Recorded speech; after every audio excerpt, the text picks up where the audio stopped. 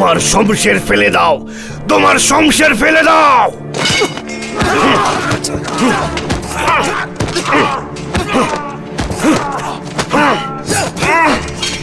আঘাত করা বন্ধ করুন মালিক, ওকে বন্দি করে ফেলুন। প্রহরী, তাকে নিয়ে যাও।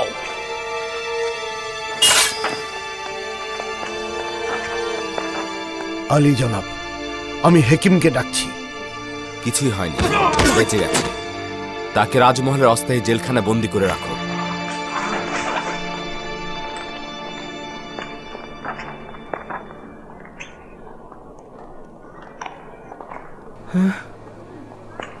কি হয়েছে আলী জনাব? জনাব, ইউজারশিপের উপর আক্রমণ হয়েছিল। এই রাজমহলে এসব কি হচ্ছে? তাদের হক রয়েছে, কেননা ইউজারশিপের বেঁচে থাকা তাদের বিনাশের কারণ হবে। কেন চোরাগোপ্তা হামলা করছে? পেছন থেকে হামলা করা তো কাপুরুষের কাজ। আজ্ঞামোহর খুবই চালাক লোক। তার ধারণা শুধুমাত্র ইউজারশিপকে হত্যা করলেই সে নাজাত পাবে। সৌভাগ্যবশত জখম গুরুতর নয়। কয়েক টুকরো কাতন ও গরম পানি নিয়ে এক্ষুনি আনছি জনাব।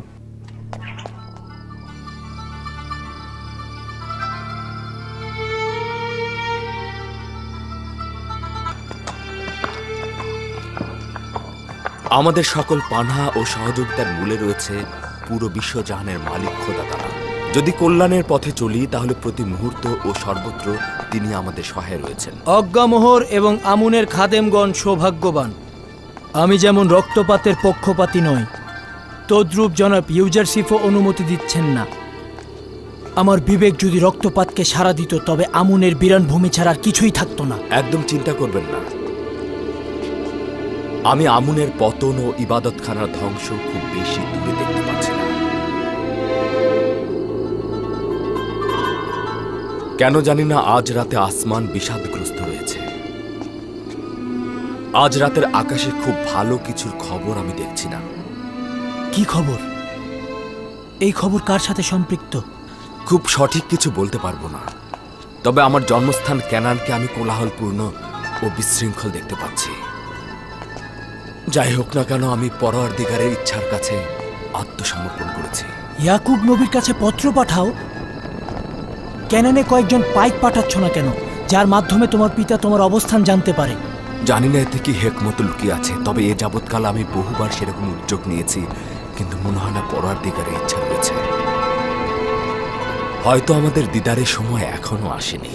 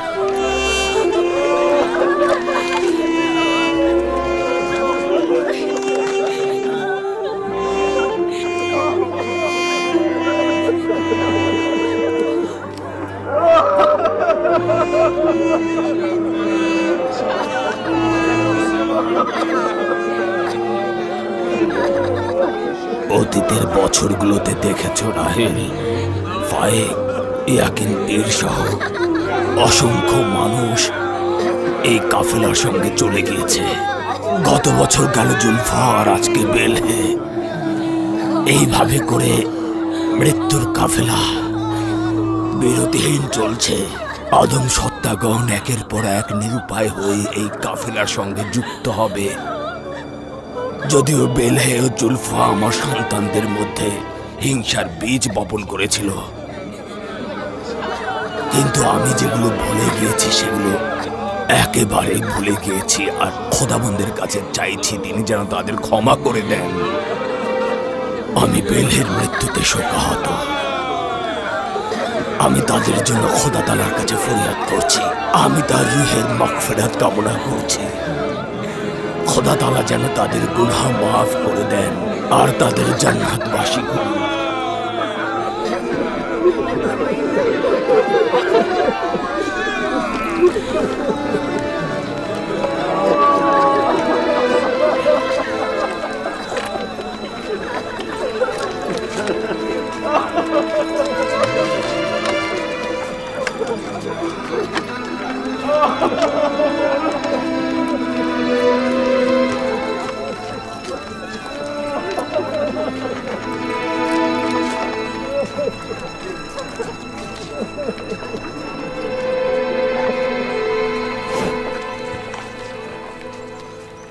আমি এই রাজমহলে জিন্দেগি গড়তে পারবো না। আমার জন্য খুব সাধারণ একটা বাসস্থান তৈরি করো।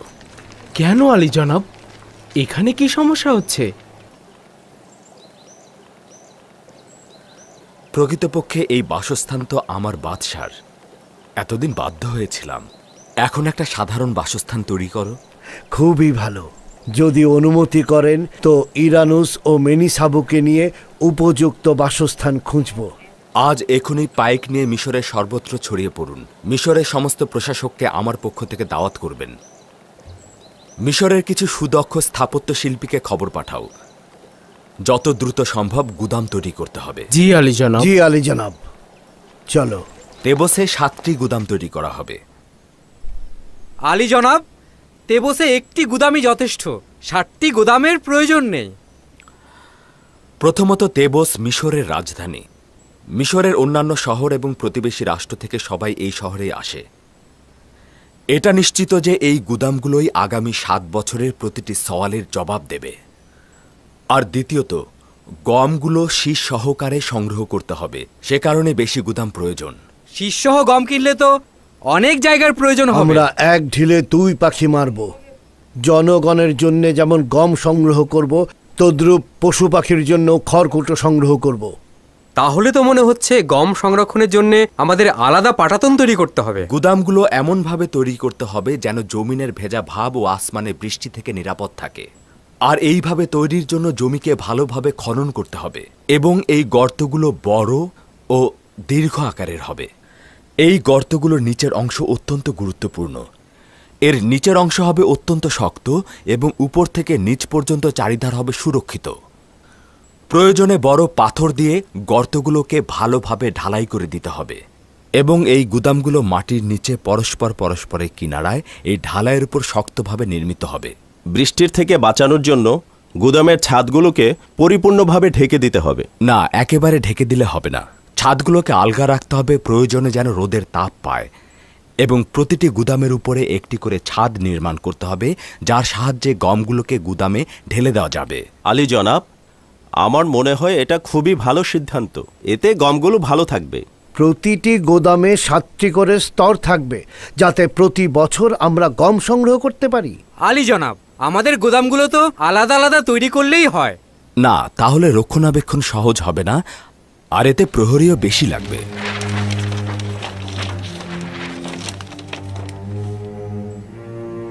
সম্মানিত প্রশাসনিকগণ, লক্ষ্য করুন, একই সময় গুদাম তৈরি, নহর তৈরি ও নীল নদের উপর বাঁধ নির্মাণ কাজ শুরু হবে, যেন নীল নদের পানি বিস্তীর্ণ এলাকায় সরবরাহ করা যায় এবং বিশাল এলাকা জুড়ে চাষাবাদ শুরু করা যায়।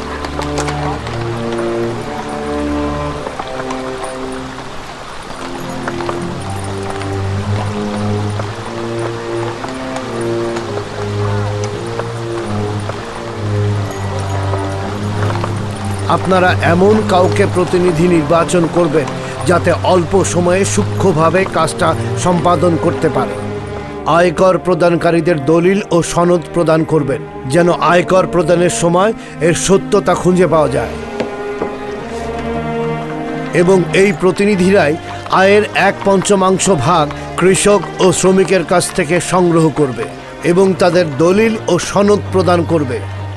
এবং এই সনদ দেখেই দুর্ভিক্ষের সময় তাদেরকে গম বরাদ্দ করা হবে।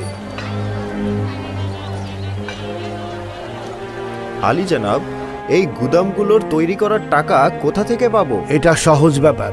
আমাদের গুদামগুলো আয়করের টাকা দিয়েই তৈরি হবে। যদি কোনো সওয়াল থাকে তাহলে আমি শুনবো, আর যদি না থাকে তাহলে আজকের মতো এখানে শেষ করছি।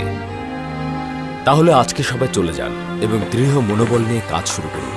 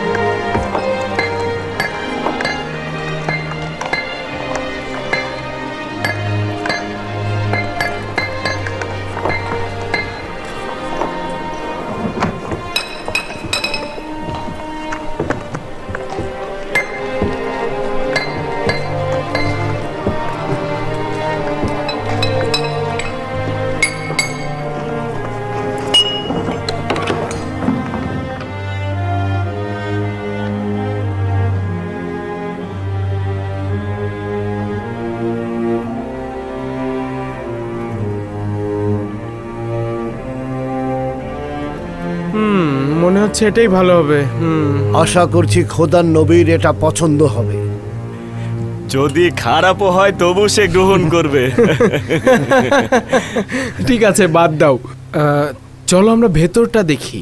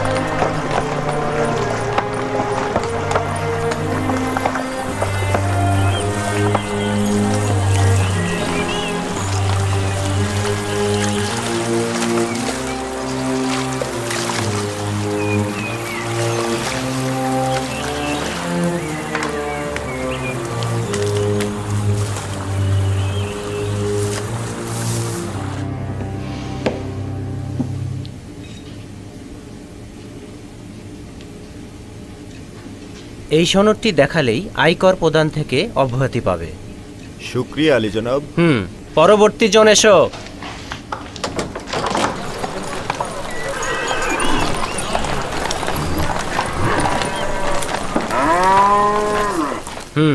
এই আয়কর 3 বছরের। এই সনদের ভিত্তিতে তুমি পরবর্তী 6 বছর আয়কর প্রদানে মাপ থাকবে।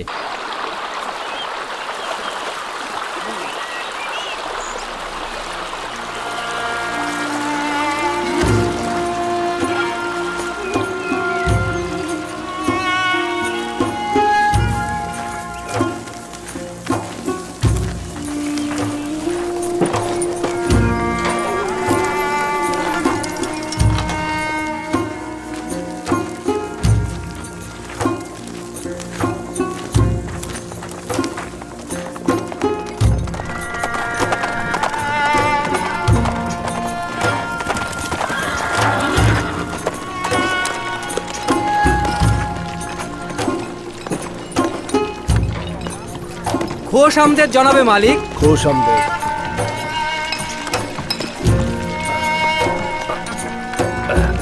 এই সাবধানে সাবধানে, সাবধানে দেখো। গুদামগুলো এমনভাবে তৈরি করতে হবে যেন জমিনের ভেজা ভাব ও আসমানের বৃষ্টি থেকে নিরাপদ থাকে। আর এইভাবে তৈরির জন্য জমিকে ভালোভাবে খনন করতে হবে। এর নিচের অংশ হবে অত্যন্ত শক্ত এবং উপর থেকে নিচ পর্যন্ত চারিধার হবে সুরক্ষিত। প্রয়োজনে বড় পাথর দিয়ে গর্তগুলোকে ভালোভাবে ঢালাই করে দিতে হবে এবং এই গুদামগুলো মাটির নিচে পরস্পরের কিনারায় এই ঢালাইয়ের উপর শক্তভাবে নির্মিত হবে।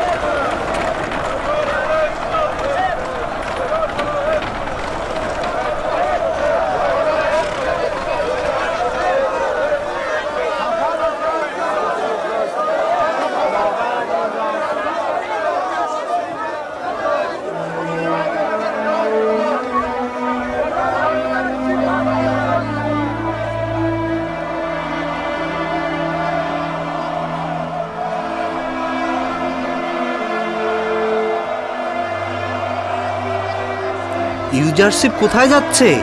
জনাব ইউজারশিপ কৃষিকাজ দেখাশোনা ও গুদাম তৈরির কাজে মেমফিস যাচ্ছে। তিনি সিদ্ধান্ত নিয়েছেন মিশরের সব শহর ঘুরে দেখবেন।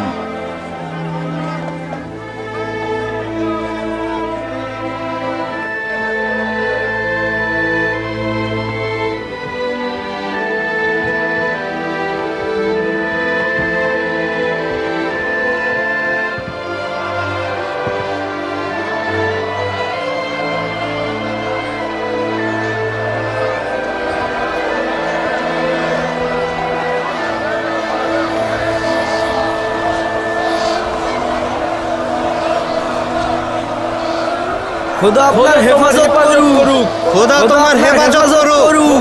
খোদা আপনার হেফাজত করুক।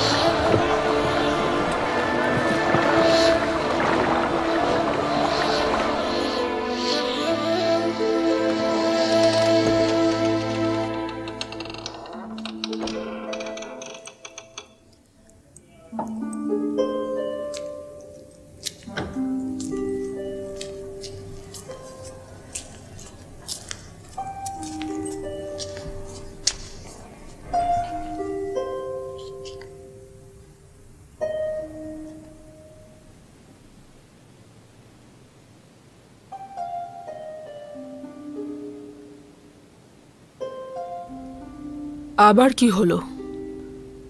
কি ঘটেছে?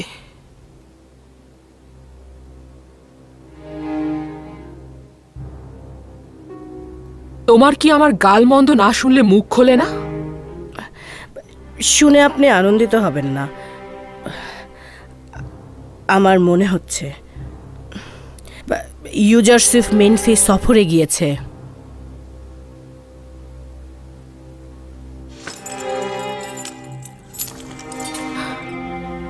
তোমার মাথার বন্ধনীটা শুধু সাপের মতোই দেখতে না, তোমার মুখের বিষাক্ত ছোবল সাপের থেকেও বেশি বিষাক্ত। একবারের জন্য খোঁজ খবর নিয়ে আসতে পারো না?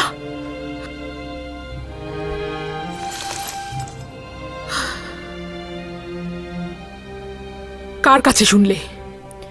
তেবসের এক বাসিন্দা আমাকে বলেছে তাকে বন্দরে দেখেছে। যত দ্রুত সম্ভব যাচাই করে সঠিক খবর নিয়ে এসো। যাও।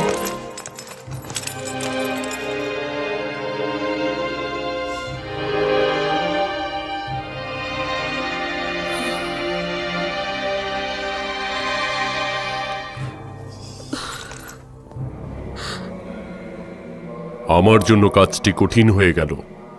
ইউজারশিপের উপর নজর রাখা কঠিন হয়ে গেছে। সে প্রতিদিন মিশরের বিভিন্ন প্রান্তে যাচ্ছে। অনেক দেরি হয়ে গেছে। আরো পূর্বে ইউজারশিপকে হত্যা করা উচিত ছিল। এটা তোমাদের অমনোযোগিতার ফসল, নয়তো ইউজারশিপ জীবিত বেরোতে পারত না। রাজমহলের যে সিপাহীকে আমরা নিয়োগ দিয়েছিলাম তাকে নাকি হত্যা করা হয়েছে।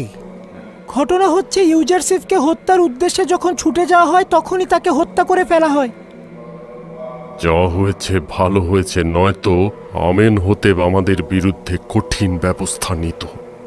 এটা মহান আমুনের নির্দেশ। দুর্ভিক্ষ মোকাবেলায় ইউজারশিপকে সফল হতে দেয়া যাবে না। যতটা পারো গম গুদামে সঞ্চয় করে রাখো। ইউজারশিপকে কোনোভাবেই দুর্ভিক্ষ মোকাবেলায় সফল হতে দেয়া যাবে না। মিশরের সব ইবাদতখানায় পাইক পাঠাও। জনগণকে ইউজারশিপের বিরুদ্ধে খেপিয়ে তোলো। ঘটনাটা কি সত্যি? জি বানু, আজ সকালে সঙ্গী সাথীদের নিয়ে তিনি রওনা হয়েছেন। আমি খোশ মেজাজে ছিলাম, কেননা ইউজারশিপ এই শহরেই রয়েছে। এখন তার বিরহ সহ্য করতে হবে। হে মিশরের শক্তিশালী খোদা, হে মহান আমুন, এইভাবে আমাকে কাঁদিয়ে তোমার পুরস্কার দিচ্ছ। আমি তোমার কাছে তাগাদ করছিলাম আমাকে ইউজারশিপের নিকট পৌঁছে দাও, কিন্তু তুমি তাকে আমার নিকট থেকে দূরে ঠেলে দিলে। জানি না কেন তার খোদা তাকে এইভাবে সাহায্য করছে, আর তুমি আমার কোনো আকাঙ্ক্ষার কথাই শুনছো না। কেন তুমি আমার আকাঙ্ক্ষার প্রতি অমনোযোগী? কেন অমনোযোগী? কেন?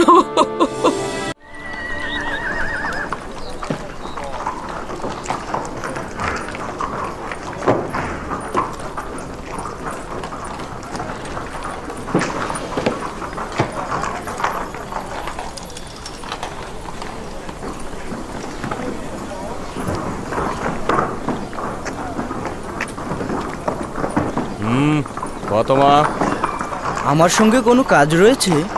আয়কর দিতে যাচ্ছ বুঝি? হ্যাঁ। দুর্ভিক্ষ কোথায়? কেন এই মুদ্রাগুলো ওদেরকে দিচ্ছ? দুর্ভিক্ষ হলো কি হলো না এটা নিয়ে আমি মোটেও চিন্তিত নই। আমি 1 বছরের আয়কর দিয়ে 2 বছরের মৌকুফ পেতে চাই।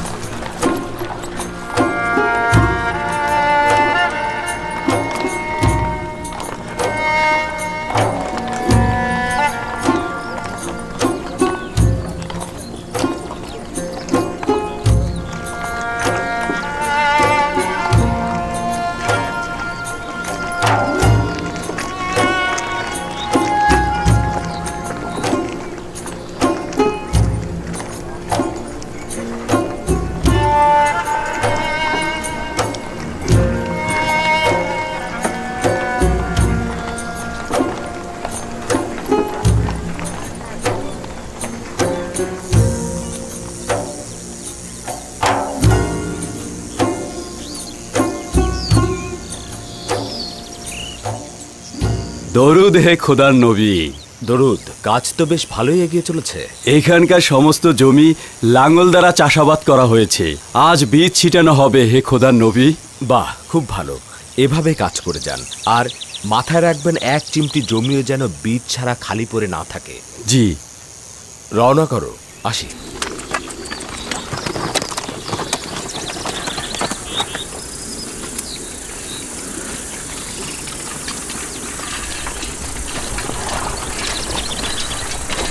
এত যে গুদাম তৈরি করছো, কত সংখ্যক গম সঞ্চয় করবে? মিশরের জনগণের 7 বছরের শীষসহ গম এখানে জমা হবে, কেননা মানুষের পাশাপাশি জীবজন্তুরও খাদ্যের প্রয়োজন হবে। ইউজারশিপ তো সবাইকে নিয়েই মজা করছে। গমের শীষসহ কেউ গম সংরক্ষণ করে নাকি? দূর, কি শুরু করেছো তোমরা? হ্যাঁ, কি শুরু করেছো?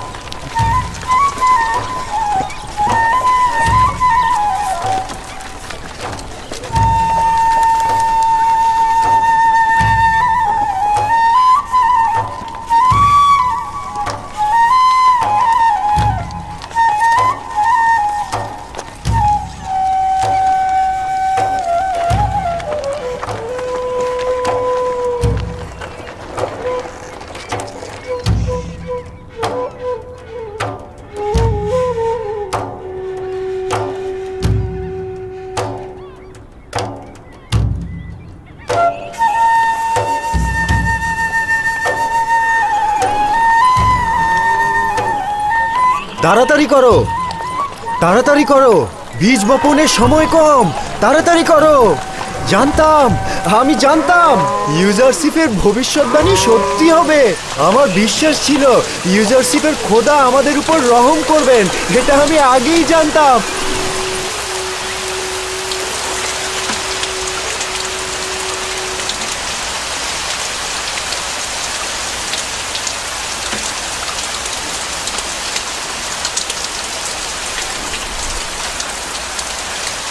এটা ইউজারশিপের ভবিষ্যৎবাণী। কোনো সন্দেহই ছিল না এটা বাস্তবে ঘটবে। এই বৃষ্টির অর্থই হলো 7 বছর অফুরন্ত নিয়ামত। কি আজীব তাই না? ইউজারশিপ দেখছি সব জানে।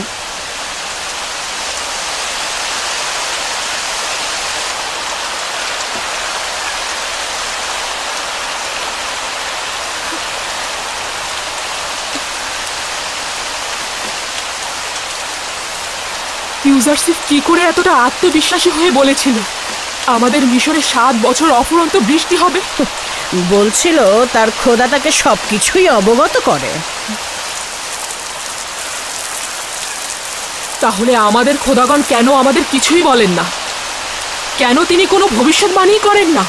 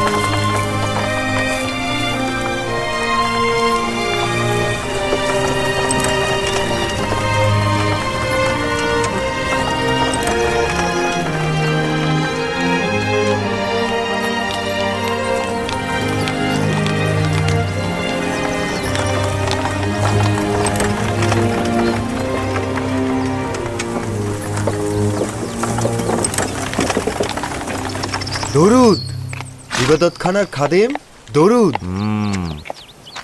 দরুদ তোমার ওপরেও। নিজের গমগুলো অন্যকে দিতে যাচ্ছ? জি, দুর্ভিক্ষের জন্য জমা করতে যাচ্ছি। কোথা থেকে জানলে যে দুর্ভিক্ষের সময় ইউজারশিপের হুকুমতে এই গমগুলো তোমরা ফেরত পাবে? তা তো আমি বলতে পারি না, লোক বলল তাই যাচ্ছি। তুমি যদি গমগুলোকে নিজের হেফাজতে রাখতে তবে দুর্ভিক্ষের সময় নিজেই আরামে থাকতে পারতে। ইউজারশিপ ইনসান হিসেবে ভালো, আমি নিজেও তাকে বিশ্বাস করি। ইনসান সংকটের সময় নিজের আসল রূপ জাহির করে। এখন নিয়ামতের সময়কার ইউজারশিপ আর দুর্ভিক্ষের সময়কার ইউজারশিপের মধ্যে পার্থক্য তখন টের পাবে।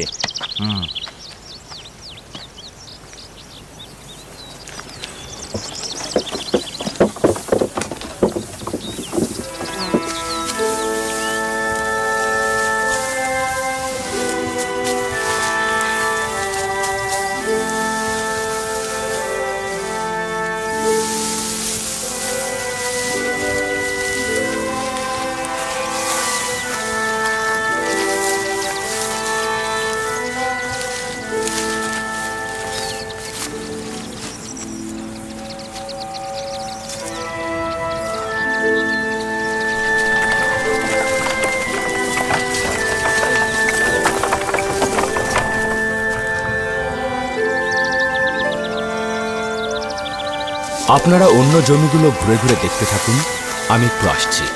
জি আলী জনাব।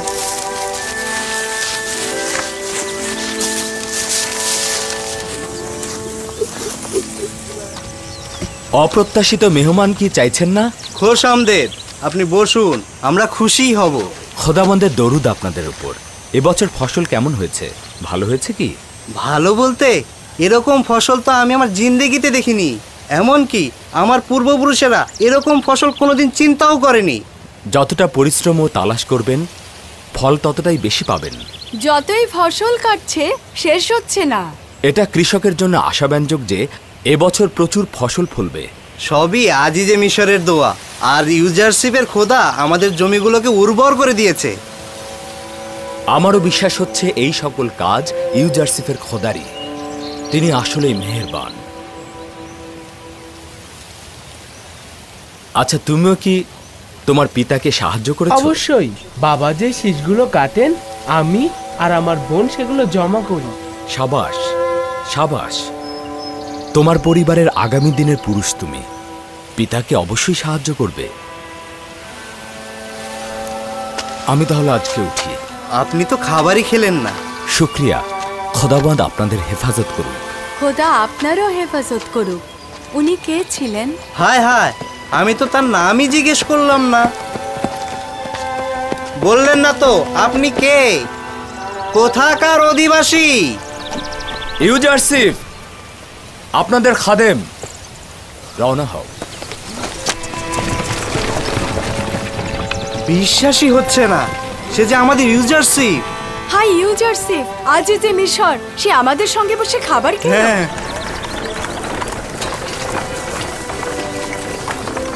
খোদা তোমার হেফাজত করুক, খোদা তোমার হেফাজত করুক।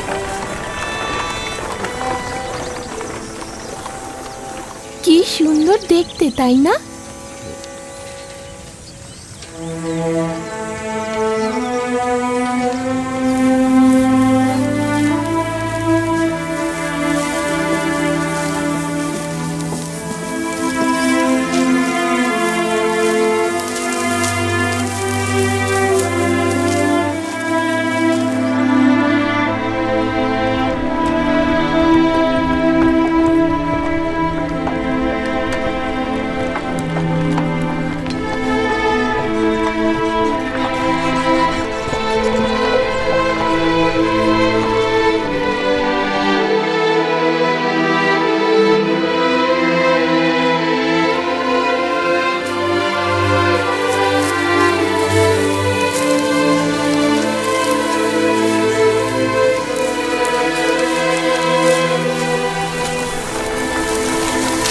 দরুদ আলী জনাব।